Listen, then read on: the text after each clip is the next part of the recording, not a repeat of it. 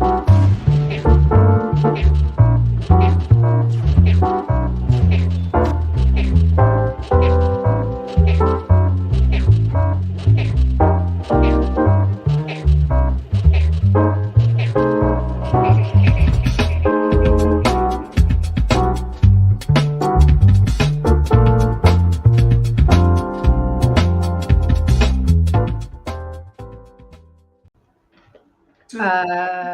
will always be digging those succulent sounds of Sean Connor and that image of Flynn going, nah, nah, nah, nah, nah.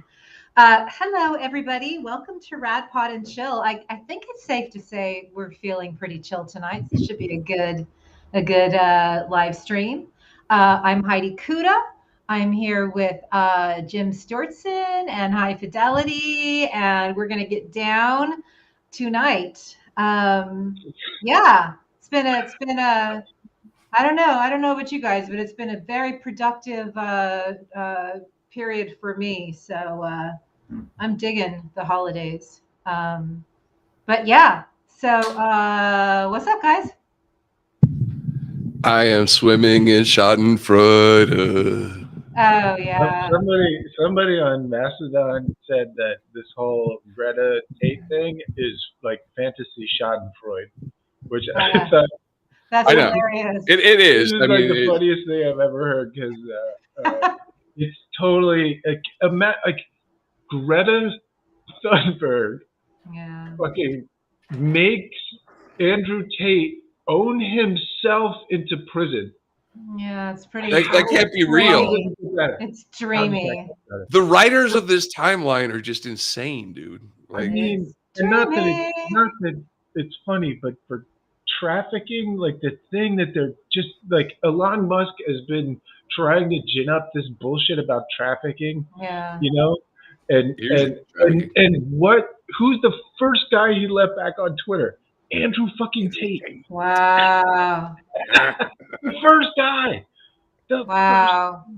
Literally.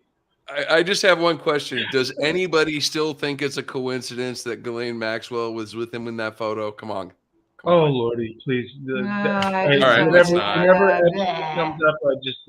they're already starting that crap again. They're trying to pin it on the Clintons. And what, I'm just like... Bizarre. Let's stick with the facts, just the facts. Can I just describe the facts for a second? Sure, hit the facts.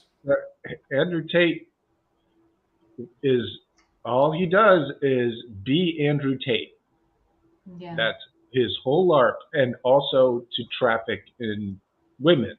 Yeah. And he admits, and I was just listening to a Twitter space with all of Elon Musk people who were talking about it, but they had lots of audio of Andrew Tate admitting to all kinds of crimes. Yeah. Like he's stupid.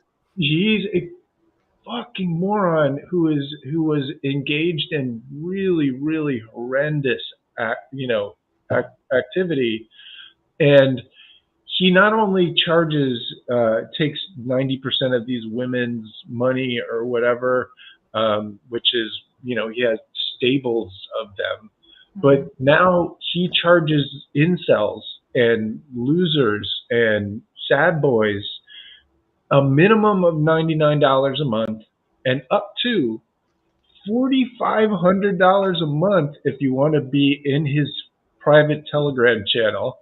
Wow. You can pay him $4,500 a month just to have him tell you how to be more like Andrew Tate. Just to feed misogyny and for $99, people actually paying be in his Discord with a bunch of other incels and see some extra Tate videos. That's it. That's what you get to see. The last thing, the Romanian law enforcement is hilarious.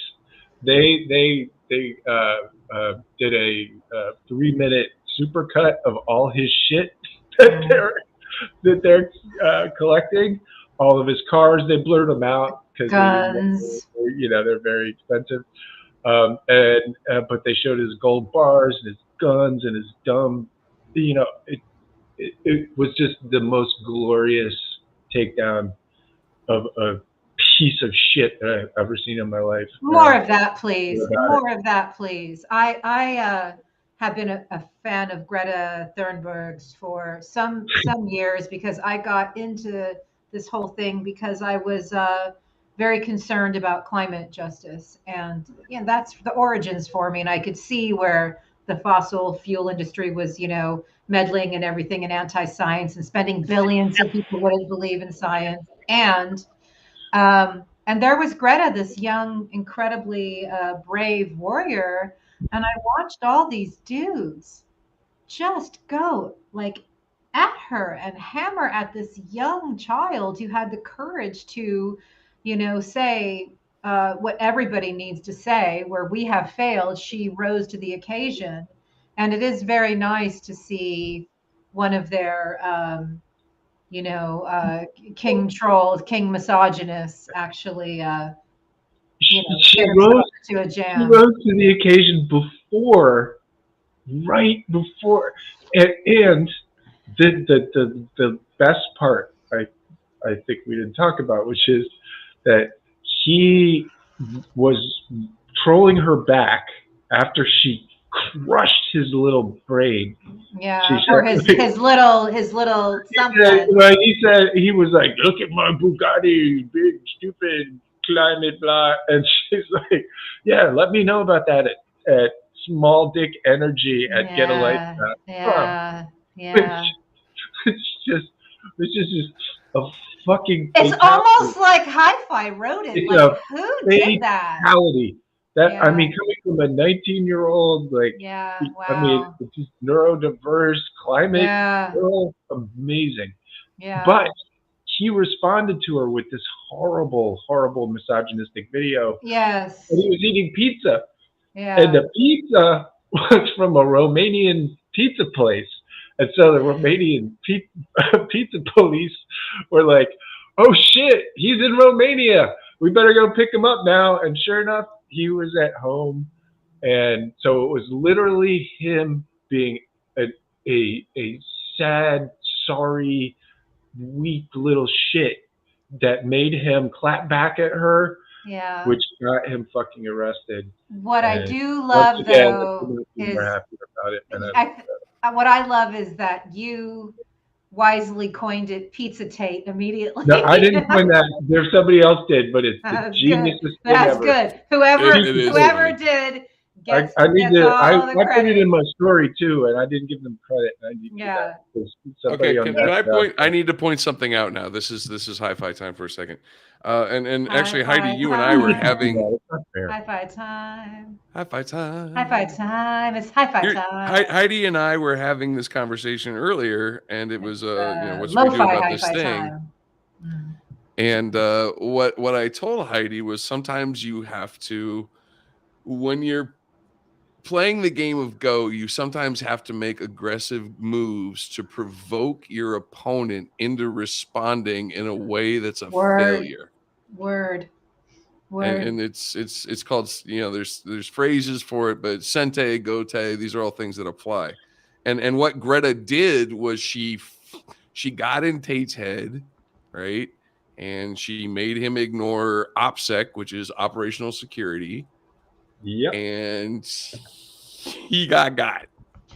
She Because he got owned, because he's weak and sad and his ego can't handle it. These fucking narcissists, all of this is the problem with the whole world. Sorry, Heidi. No, go for it, Jim. She hit a nerve that I put a lot of time and thought into in 2016 because I could not understand why so many otherwise reasonable men that I knew were so supportive of Donald Trump, who so clearly so that's it's not my place because I certainly don't believe in body shaming anybody, but I think she struck quite a nerve, which is why he did what Hi-Fi just said, which was lower the The shield. Yeah. All right. I need to say something real fast. For all the guys who that is a thing, I would just like to point out that we live in a wonderful time in Okay, history. we're not going to have this conversation, Hi-Fi. Okay, these guys can figure it out themselves. Okay, it's not like our 8-year-olds. Well, maybe they can't, and that's their problem. But trust me, there's lots of additional friends. Nevertheless, and women should also not. I mean, in Greta's case, it was perfect. It was exactly what needed to happen. But women should also not, be unkind to people. So we're not going to have. We don't have this conversation. We're not having. I'm just saying, emasculating strongmen is an excellent tactic. Well, okay, fine. Moving on. Yes. Moving on, Jim. Jim, take it away. You've been doing some work, Jim. I saw you. Speaking of emasculating bad guys, I took it to Elmo this week. Yeah, you did. I went on a short vacation, and spent the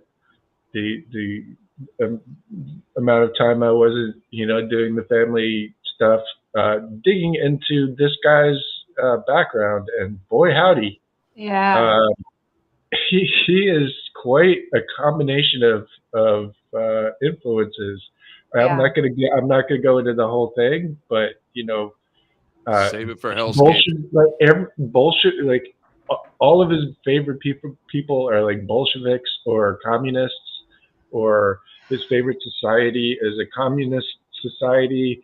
He's super into Russian cosmism, and which is a like turn of the 20th century, in the late 1800s, early 1900s started, which is the Russian Orthodox Church and science coming together to figure out a way to make people immortal.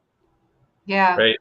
I wanted you to get to that bottom line. They wanted people to be immortal, and the reason why Elon Musk wants to go to Mars, or the reason why the Russian cosmos wanted to be interplanetary, is what they called it, was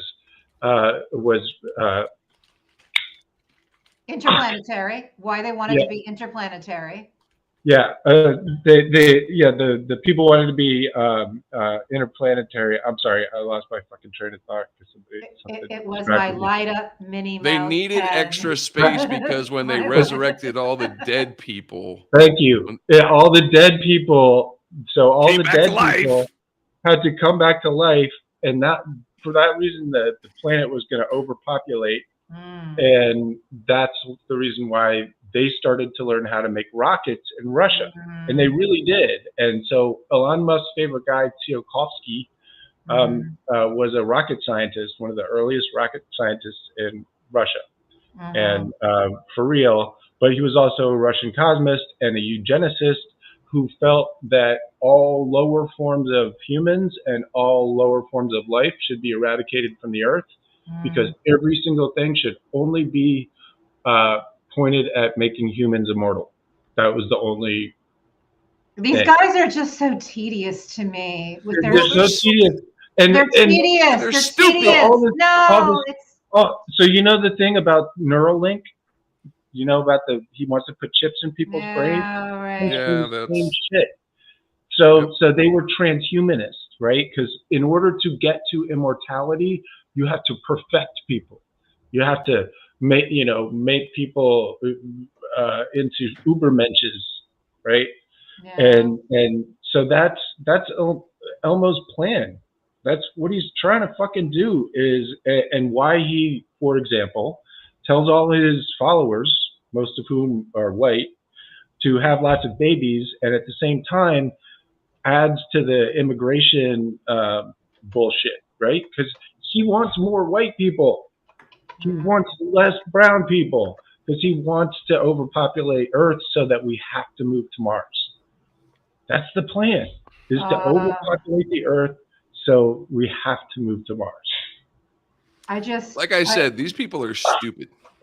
Well, I don't know about stupid, but I got to say, I mean, I think about that F. Scott Fitzgerald line, and I just think about how they're just a rotten crowd, man. And it's like that whole thing about smashing things up and then retreating back into their money and letting other people clean up the mess. That's what all this is. Okay, care. here's just at their base. At their base, one of their ideas is we must eliminate all lower forms of life on Earth, right? Yeah, it's eugenics. How are you going to eat? How are you going to propagate plants if all the insects are dead? It doesn't make any fucking sense. And Elon, to be clear, They're stupid. They don't think Elon these Musk things is not through. he doesn't believe that shit, right? What he's bought into is the idea that it also comes into this long-termism bullshit. Have you heard about this? Yes. So long-termism is this idea that what happens now doesn't matter at all. The only thing that matters is the future, because there's going to be so many more people in the future that whatever we do here doesn't matter. Like, all bets are off, because what we have to do is get to another planet so fast before an asteroid comes or some shit and destroys the Earth. And so they use this idea to propagate these ideas out into the world and make themselves seem like they're smarter and more capable of making these decisions than anyone else. And of course, they're the opposite. They're the worst people in the world to make these decisions, because they're psychopaths. Because in order to get to be a billionaire, you have to be. Well, all I know is that today they're aided by all of the glossy magazines and the industry that was built up to prop these guys up. And I did a very nice dismantling of that today. And I really wrote about the FBI warning back in 2014 that Russia was going to infiltrate, America through Silicon Valley and through academia, and how they were going to do it and why it was bad. And I would love 2022 to actually be remembered as the year that this tech bro hero worship ends. We've been doing this reporting for some time, right? Now, even the people who want to keep their head buried in the sand, even now, they're calling me going, okay, what the fuck? And it's like, look, I wrote today about, all the FBI warnings. And then, of course, I took a look at who runs these companies, and are many of them just useful idiots for the transnational mob? I say yes. I say yes.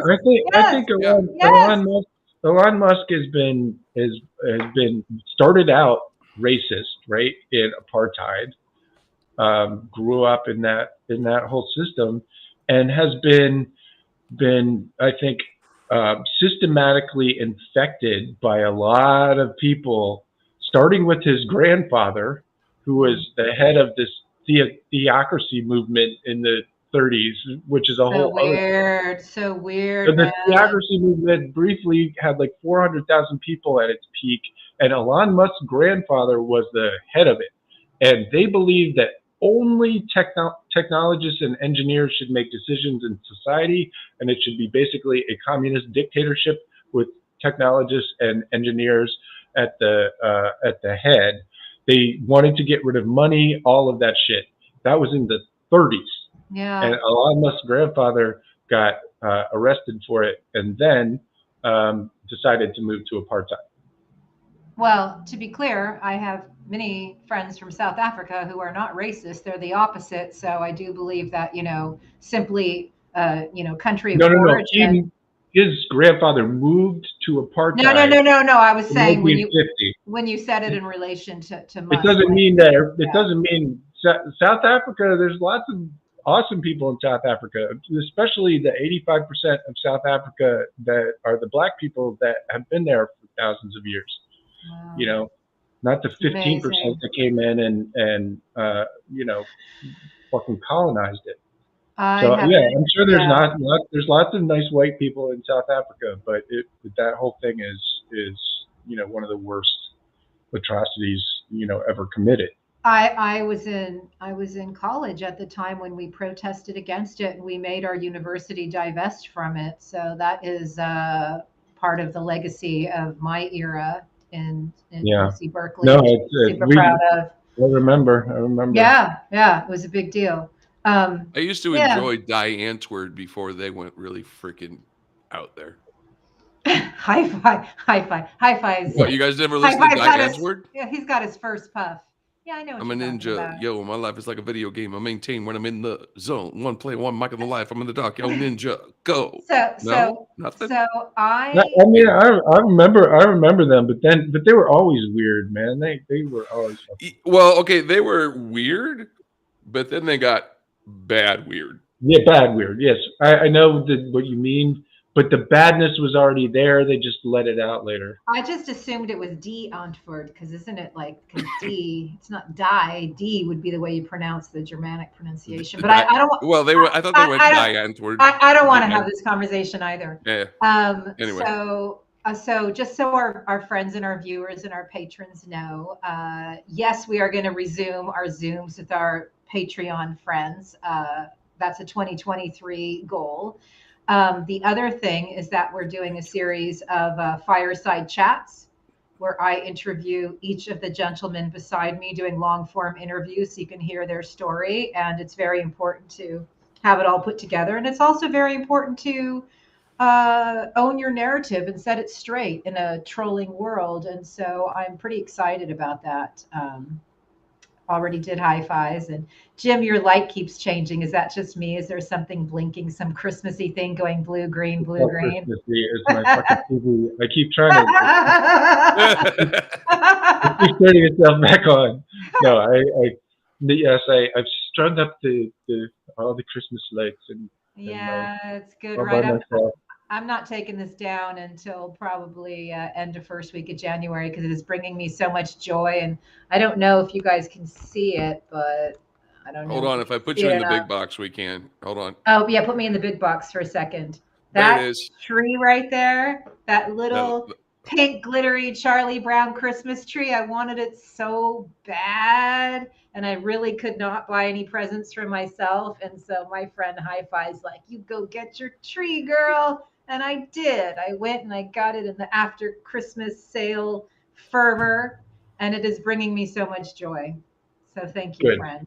Thank you, friend. So lots of stuff going down. I don't know if you guys saw my piece in Byline Supplement on gastronativism, but I'm so stoked about it. It's about the politics of food. I'll say that again without the cough. The politics of food.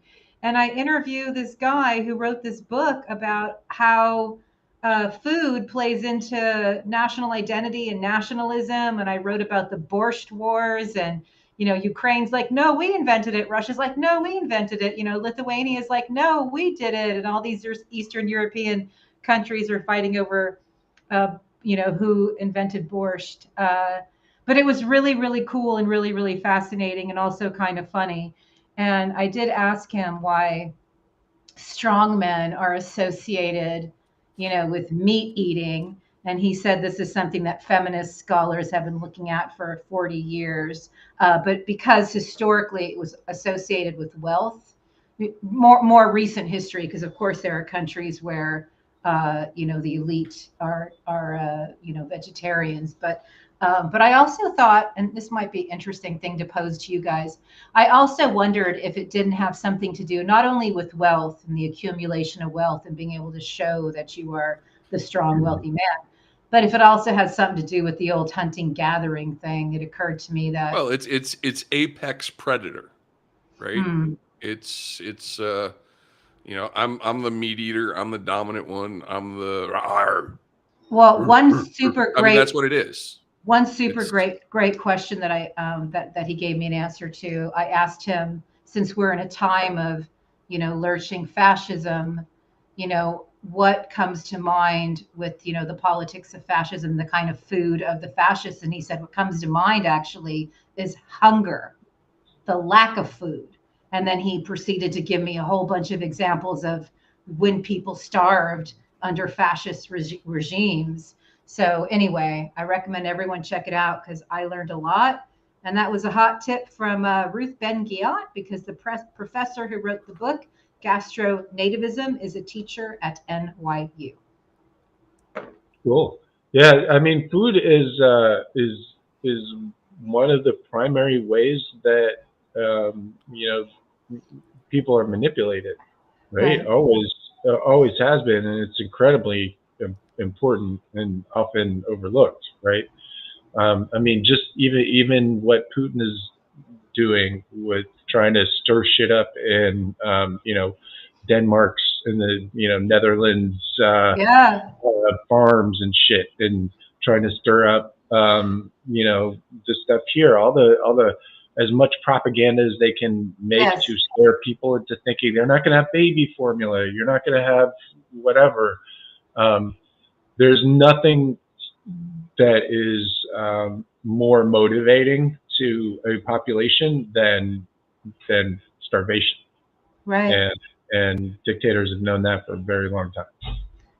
Yes, well, that is, we talked about also how when there is sort of like a kind of a move toward industrialization of some sort, for example. So I'd have to look at the actual article itself, because once I've written something, I'm moving on to 3 other things. But he talked about how in China, farmers were recruited to have to, make metal or steel and go from farming to like smelting like overnight, and it was a fiasco. But what it resulted in was like the most egregious starvation, because the actual people who made the food were being taken off the land to go work in factories, and it was an epic fail.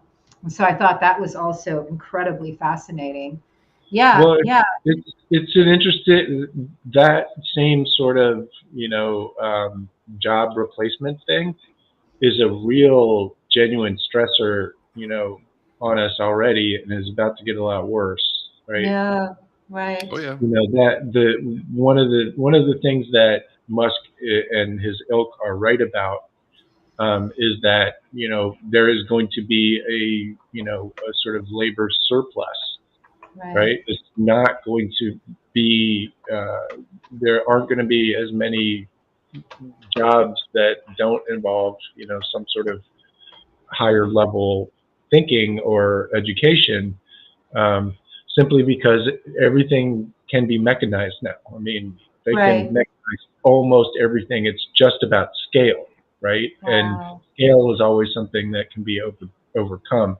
Right. So it is going to happen, and that's why Elon Musk, does stuff like talks about universal basic income and shit like that. Right. And why his girlfriend Grimes is talking about communism.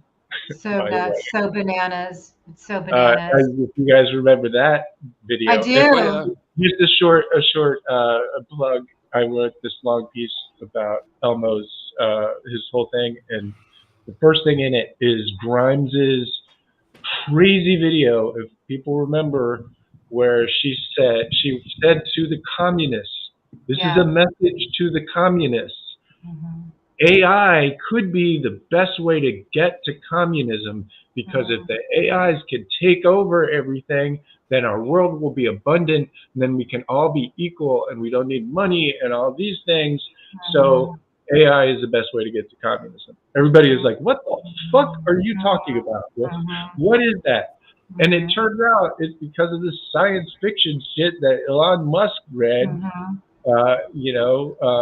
from E&M Banks, that was about exactly what she's talking about, which was anarchist communist society. And she was just spilling the beans. And then she had to cover it up by making fun of it with Marxist books and shit. But she was.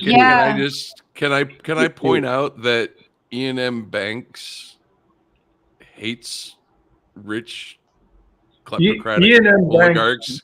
Would have fed Elon Musk to a fucking vat of crocodile. I am dead serious. Yes. He hated everything about anyone like Elon Musk, and in fact, when he died in 2013, but there were still like libertarians then, like the bad kind. Yeah, the bad kind. He said in 2013, like, I don't understand these people. It's like, what we need is a little more not giving a shit about other people. Is that what they're saying? And he was right. That's exactly right. So there was nothing libertarian about his stuff. he was a socialist, a hardcore, legit socialist, and you know, not the kind that Elon wants, which is, you know, communism, you know, but the bad kind, the Soviet kind. Speaking of hardcore socialists, we have some incredible guests coming up, but I was just thinking how I need some Paul Mason. We need some more Paul Mason on our show. We need an update from that guy. You can never get enough Paul Mason. No, he's the best. And Sweeney. And That hey, dude's so metal. we did an incredible interview. And sorry, Jim, you missed it. You were on holiday. We did a great interview with Marty where he broke down Trump's taxes, which was a very important conversation because he came into the office of the presidency broke. So that was an important thing to bang out. And then also, which of course, many national security risks. And we just interviewed Paul Nyland for our second interview with him. And boy, was he on fire. The first, he's in Kyiv.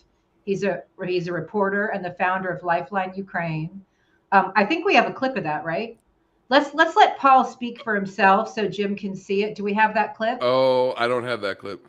I can grab it real fast. Can I send it to you? Go ahead and grab the clip, and I'll just do a summary of it because Hi-Fi at one point, I think at the end of the interview, asked him, it's like, you know, what's the most important thing you can say to America as we realize that, you know, the January 6th, he didn't phrase it like this, but essentially the January 6th committee goes after the cult leader, the avatar, but not the network. And Paul said, what Americans really need to do is know your enemy, know our enemy. Yeah. And he then delineated a number of members of Congress. He delineated Tucker Carlson. And he basically said, if Russian TV is praising you, then you're on the goddamn wrong side because that's your enemy. Mm-hmm. And it was just like, and it was so great to hear it from an Irishman who is, you know, an expat now living in Ukraine, who has basically made a career in recent years of helping people deal with mental health issues, you know, post-traumatic, you know, all this trauma from war. He started that in 2014, dealing with the initial war veterans of the initial phase of this war. And they had nobody to go to or talk to. So he started Lifeline Ukraine. And then became an incredible reporter, and he wrote the most amazing obituary for the Putin regime. It was so great. And Hi-Fi is like, so Paul, where is Zelensky going to put, you know, the Putin regime tombstone? Is it going to be in here? Where's it going to be? And Paul was like, it's going to be in Moscow. So the Russian people can look at that shit. That was, that was pretty ballsy of him to say that. It was funny. Great. It was I don't know. The giant tomb where the Kremlin was. Yeah. Well, it was funny because I actually brought up an old clip from a Clark Gable film from 1940, as I am wont to do. And there's just a great line. Clark Gable's playing a reporter working, working in Russia. And he says to another reporter, you know, how was the Kremlin presser today? And she's like, oh, it's the same old rat trap full of stuffed shirts, double crossing the masses. Someday the people are going to take it apart brick by brick. That was in 1940.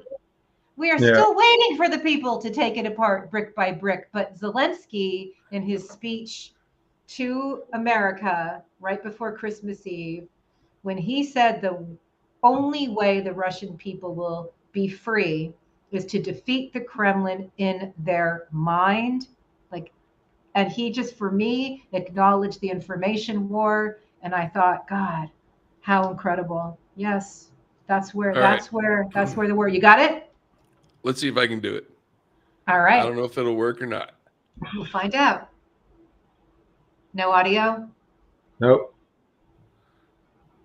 Tell you what, I will tweet it out right now so our viewers can see it because you sent it to me. You know who else Russia adores? Tulsi Gabbard. Elmo. Tucker Carlson. Elon Musk. I mean, I didn't actually know how much the Russians love him until recently. But there's like a quasi Elmo cult in Russia especially around all his rocketry shit, right? And it That's turns not a out, good sign. no, and it turns out, by the way, that there's this.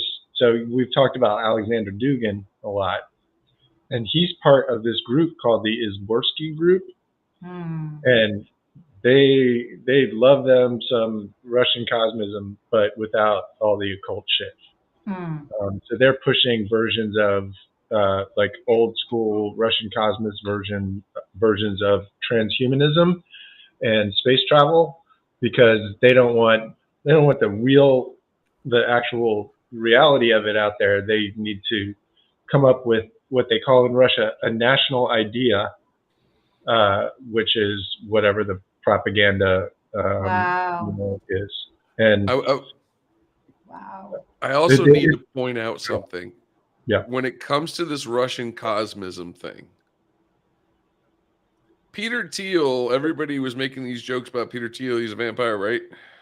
You know, he's got these young guys that he swaps blood with. They even put it in Silicon Valley. They made a joke out of it, right? Yeah, that comes from cosmism. The guy who invented that idea, or at least popularized it amongst the Russians, was a guy named Alexander Bogdanov. Alexander Bogdanov is very interesting. Alexander Bogdanov was the co-founder of the Bolshevik Party, like the whole thing. He was a co-founder with Lenin of the Bolshevik Party, and he was a Russian cosmist, and he believed that the short-term path to immortality was injecting yourself with young people's blood, which is exactly what Peter Thiel not only did, but invested millions of dollars. Oh my God, right? Yeah. No. You haven't heard the best part. How did he die? Alexander Bogdanov died because he injected himself with malarial blood. Yeah. Wow. Like I said, they're stupid.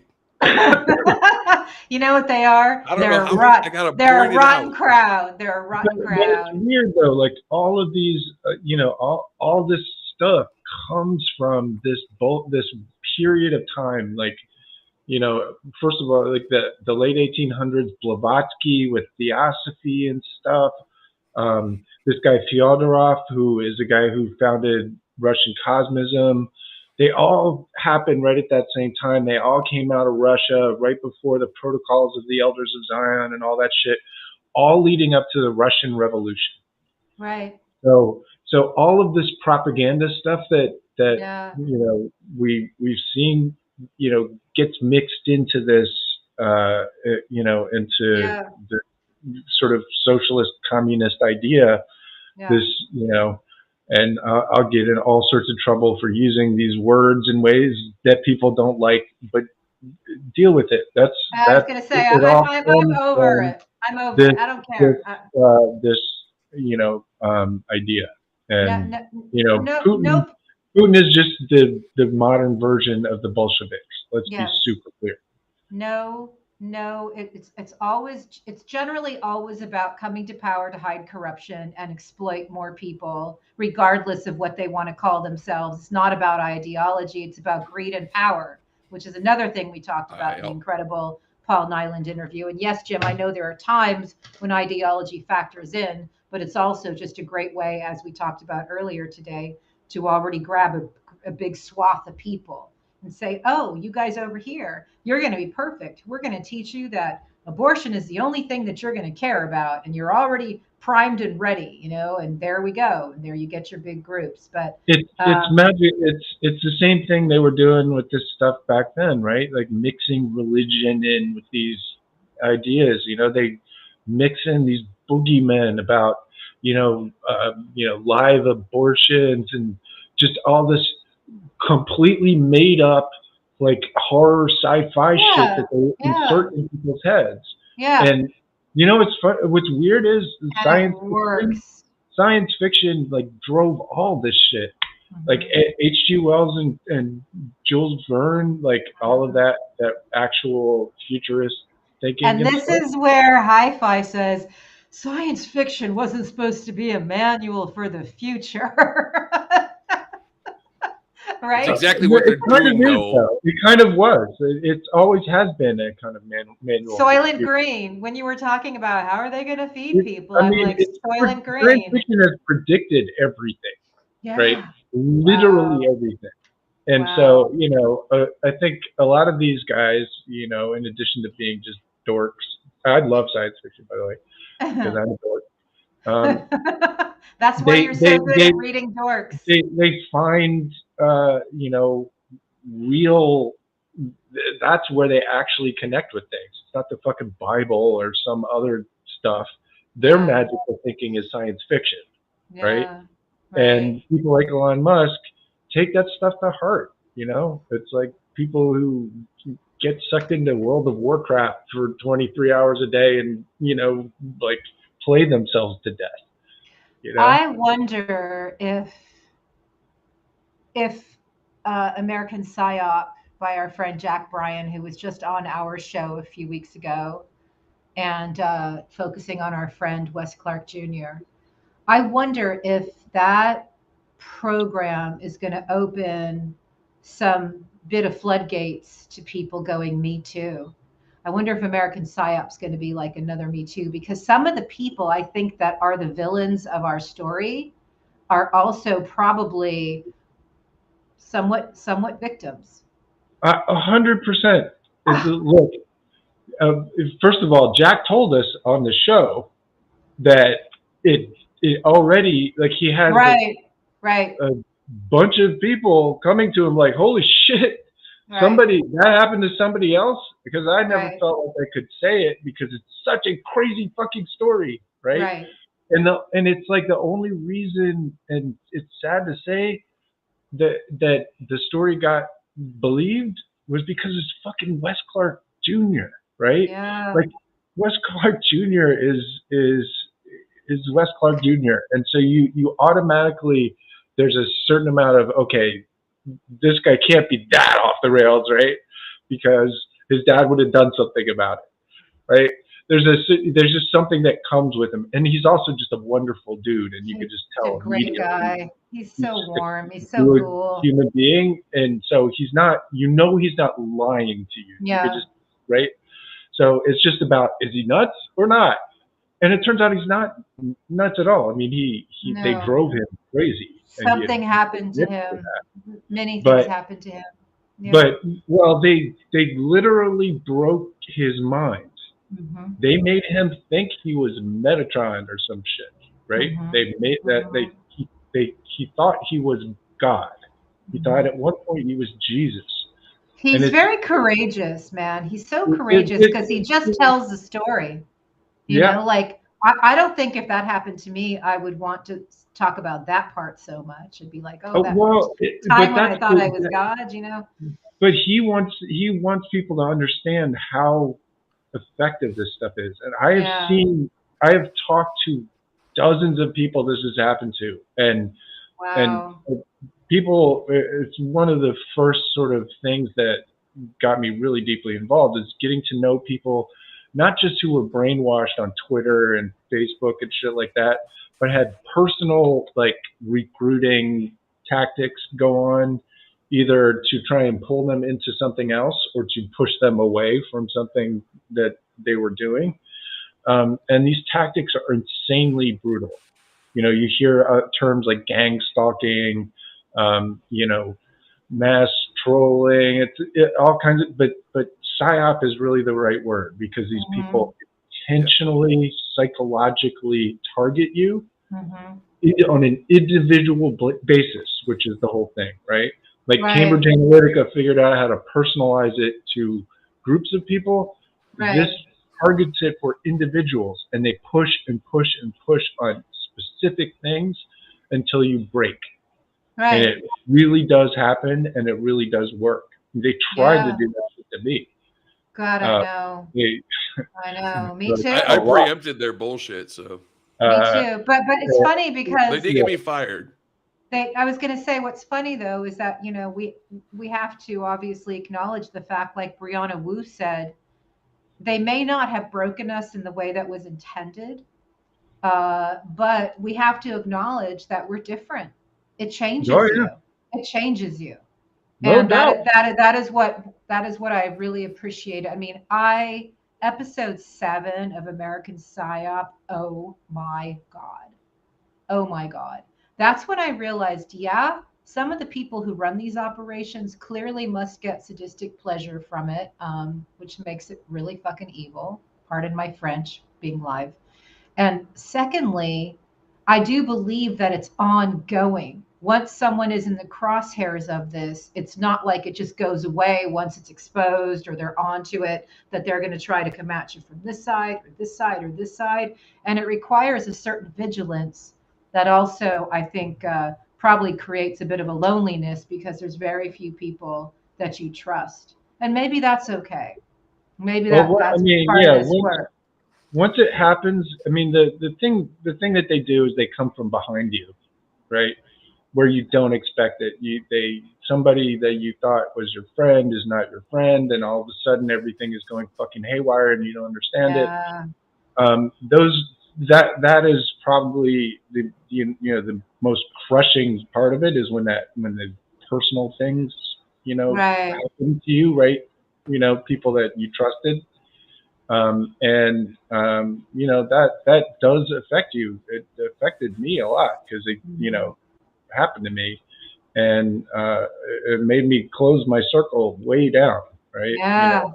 A big circle of people, and then a few of them turned out to be complete psychos, and some of them still are. So yeah, I know. I understand that, and whatever. I know it's a whatever, but it's I also got bigger fish to fry. I know. Yeah, I don't care about the foot He's never soldiers given me my anymore. Twitter account back, so I'm just gonna keep coming at him.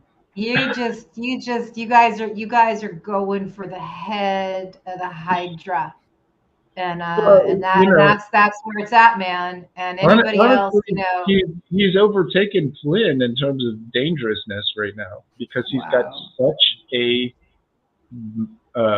huge megaphone. I mean, he purchased an enormous weapon. I mean, oh my God. Well, $44 billion which psyop cannon. that actually terrifies me. What you just said. $44 million psyop cannon.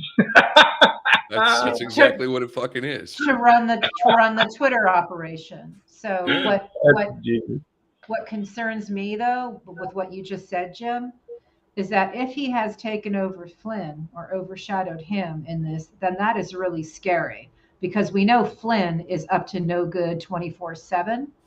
So that to me means that keep a really close eye on whatever he's up to. Well, Flynn's clearly influencing this. I mean, in many ways. First of all, it's totally QAnon. The whole goddamn thing. Yeah, the whole thing. Right. Great. That's why I call him QAnon, is because, but there's also stuff like he let Tracy Diaz back on Twitter randomly out of the blue, and then invited her immediately to go on Twitter Spaces with her old pal Kim.com. Right. Russian, felon, Nazi shit. So I'm raided by the police. Tracy Diaz is now in the inner circle of Elmo's Twitter Spaces, crowd, and chirping away on Twitter. So I do want to talk about the new Marjorie Taylor Greene distraction for the extreme fuckery party, and that would be this George Santos character, right? So today I was writing a piece. I was writing the piece I was telling you guys about. I called it "Move Fast and Break Things, Just Know." No, right? To me, that's the mantra is the same as greed is good in the 80s. The greed and the speed. No, they're trying to break democracy. But I was trying to remember how much money. I wasn't even trying to remember. I knew. All this stuff is in my head. I knew that Vexelberg, through some group, had given MIT $300 million. Thanks, Hi-Fi, and that would be the Betty Dangerous Substack, just like Jim has his Substack. So support us if you can. But I was looking up Vexelberg because I was just trying to make sure. Hi-Fi is a TikTok. Support him on TikTok. reconfirming. Actually, one of our friends wants to know how Or they did can you get support you. banned? No. One of our friends actually wants to know how they can support you because they support my Substack, support Jim. I think they've been coffee donors. There's somebody who wanted to support you, and I was like, I don't know. So I'll put it out You there. want to know? You want to know how? Look. Cage a billionaire. Oh, God. No. Here's the thing. When you know war is coming, you build up a war chest. I'm solid. Yeah. You want to support me, you support Jim, and you support Heidi. Oh, That's how you do it. so good. All right. That's the hi-fi, man. That's the hi-fi. Okay. So Yeah. That's Midwest, y'all. Anyway. So I do want to say though. Look, by the way, that's actually hi-fi. That is so hi-fi. all you dumb motherfuckers out there, hi-fi. That so was good. It. Yeah. Shut up. You see my little Charlie Brown tree? That's hi-fi. Yeah. So listen, dudes. I was looking at Vexelberg this morning just to confirm the MIT donations and whether or not MIT ever gave it back, which they did not. They did scrub them eventually from their website. Of course they didn't. This was part of the FBI warning about Russian infiltration into academia in Silicon Valley. But so when I'm looking them up, what's the first thing that pops up? Oh, yeah. There was money that came through his, money manager cutout in Trader to George Santos. So it's the same story over and over and over again. And I'm going to say it one more time. They're a rotten crowd. This janky fifth column in America that's doing the Kremlin's bidding. Those guys are our enemies. All right. Just to keep the whole transnational thing like in perspective, right? Wasn't homie wanted for check fraud in Brazil or did time for check fraud or something? Well, which one? Vexelberg just got Santos. He just got yada. Yeah, but what I'm saying is, it's not. To me, it's not. It's multinational. No. We did this a couple years ago with Marjorie Taylor Greene. She appears on the scene. She's this heinous troll thing. And suddenly all we're doing is reporting about the heinous troll. This guy is now that new heinous troll that they are delivering. Oh, he lied. Well, so did Trump. And now all the reporting is going to be, look over here at this guy who got money from the cutout for Vexelberg, who lies about everything. Who, we've seen this story before. We have seen it, yeah. I mean, God, the Nazi in the wheelchair, what's that guy's name? Oh, Madison Cawthorn. Sorry. I'm high. That's why I have a brain. Showed up in St. Petersburg wrapped in a flag. Yeah, bud. I'm sorry about that. It's the only way I could think of who he was. I'm going to atone for your sins. I'm going to atone for your sins because I have a bunny in a wheelchair on my tree. I know. You were just trying to remember his name. Only one of those things is bad. I'm just saying. No, actually, what's funny is there's another answer to that. And you and I both know that could be. So forget it. So anyway. The fact that there's two, anyway. This is where I gotta herd the cat. So yes, Madison Cawthorn, he was, back in the news again, stumping for some Russian agent. Well, I mean, yes. So Madison Cawthorn, I wrote that. Part of the reason I got bounced from Twitter is because I did this fucking enormous Madison Cawthorn thread showing all of the Russian shit that he did, right? Like, got his wife from St. Petersburg, Russia. Like, through somebody he met in the military. He met. It was worse than meeting her there. He met a dude who then set him up on a blind date with her. Yeah. I mean. Yeah. It was obvious, just straight Russian that's money. How the fifth column gets their women. That's how it's done. They pair them up. That's right. Anyway, so I think Cawthorn is my favorite. Can I point something out? What's that? He's not my favorite. That the Republicans hold the House. Hold on a second. Hold on a second. Yeah. The Republicans hold. High five time. The Republicans hold the House by 9 seats, right? They have a lead of 9. Uh-huh. But if hold on. If 6 representatives, I think it's 5. No, 6. I don't know. Whatever. Well, 5 or 6. And 5, I think it's 6, but I don't know. I suck at math. Anyway. Yeah. But if 5 or 6 representatives, specifically individuals who helped, aid and comfort to the insurrectionists, helped incite an insurrection, partook in a conspiracy to overturn an election. Foreseeably, if those representatives disappeared, like were ejected from the House, that'd be good. Right.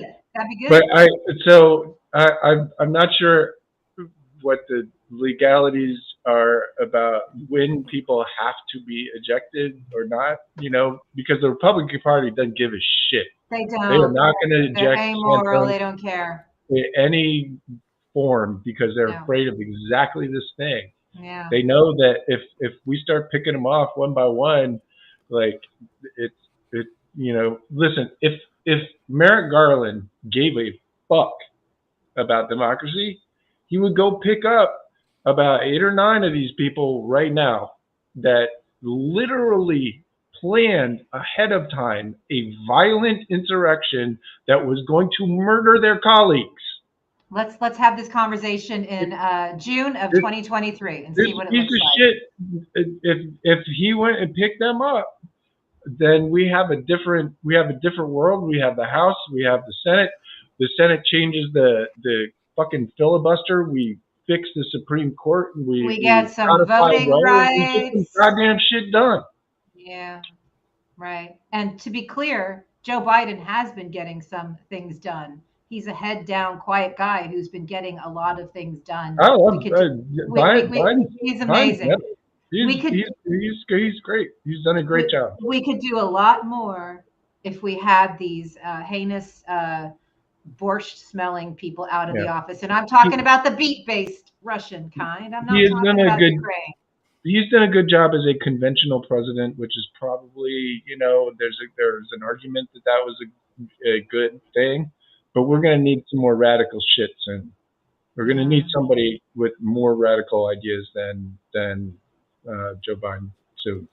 Well, we'll see. I'm not saying you can be getting rid of him or any of that shit, but I am saying that things are getting really real right now. Yeah. And we cannot continue to pretend. And I'm talking about journalism as much as anything else. We can't pretend that it's fucking normal anymore. I just sent out a message to somebody who's willing to actually dive into the operations that are happening in cities like mine and cities across the country that clearly are designed to create destabilization and chaos and make it look like we cannot govern ourselves, right? And as I was putting it together, I was like, I could not believe the amount of work that I and others have done to knit this all together. And that it literally has to come down to independents who do this like I say, like we're maniacs, like we're up all night, like putting it together, figuring it out. And it's like, it is so clear to me. The operations are so clear to me. The people behind it are so clear to me. Maybe it's because I've been reporting on it a long time, but what is happening in California, Los Angeles, and San Francisco is clearly duplicated throughout the country. Yeah, Akron. I know you can't. I talk to friends who are in like Omaha. Like I talk to people, all over this country. Obviously, Florida. Obviously, Texas. This is a, this is a long-term, well-oiled, actually, myriad operations to try to destabilize us. Flynn just well-oiled. Yes, because it's petrol dollars. Yeah. Flynn just released a handbook on how to create cults and psyop your neighbors. Did he call it that? That's old news. We were doing that years ago. Did he call it Well, that? it's close. It's. However, like, those tools in the It's hands of the wrong people. how to psyop and influence people. It's Yeah. the handbook for 5th generation warfare, Wow. which is a fucking psychological operations manual to literally how to create in groups and out groups, how to create hate, how to get people. There's a page that says how to get people to kill people. No. And it gives you a fucking diagram about how you No. indoctrinate them and No. one step by step Yep. move them down the chain of radicalization. Absolutely. No. And yet he's not a national security threat? What? It's all and What? this is all really really serious psyops stuff, military grade, nuclear in the hands of the population. I'm going to say it fucking again. They're a rotten crowd. That's all I got to say. And now, because New Year's is upon us, and because Christmas and Hanukkah, you know, it's still the, you know, a little bit of a mist of the season here. Is there any New Year's resolutions or things that you want to say? Because our hour is up now, and we should probably end on a happy note. I'll arrest some more people like Tate. Yeah. Put them in cages. That's all I want for Christmas. I'm serious. I mean, why is the fucking Romanians that have their shit together? That's all I'm saying. So, I don't know. I gotta because they're used to it. They've seen it time after time after time. Wow. It's new to us. Romania concerns me because they also had a lot of troll operations there, and that's where Parscale used to go to Romania and be like, "Oh, I'm gonna go, you know, be a speaker there." It's like, what are you really doing there, Parscale? Like, what the whole, to, you know? I mean, there's a lot of internet, you know, what you call it, project work in Romania, and that is both. You know, human trafficking stuff, which is what Tate was doing, as well as black ops like that. Right. Well, one less member of the rotten crowd will have a satin sheet night tonight, and that's a good thing. I'm guessing Romanian jail is not fun.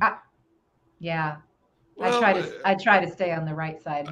Any jail is not fun because it's a cage, but I don't think we could say necessarily that Eastern European jails are less humane than other jails, because we certainly can. We can certainly say the Russian ones are. In the end, jails are a failure of humanity, both of those who did the crimes to get them put in there, and the society that failed to teach them to not do the crimes and help them not do the crimes. And that would be some deep hi-fi lo-fi. Oh, hi-fi lo-fi.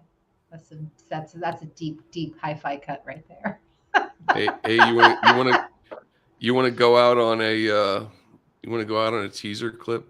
Sure. All right, let's go out on a teaser clip. So I started looking more. I at this point in time, in August of 2020, I knew nothing about QAnon. I thought it was some LARP. I thought it was just whatever. The chanters are getting up to some bullshit and they're trying to start some whatever. I didn't care. So I started looking into QAnon. And that's when I met Jim.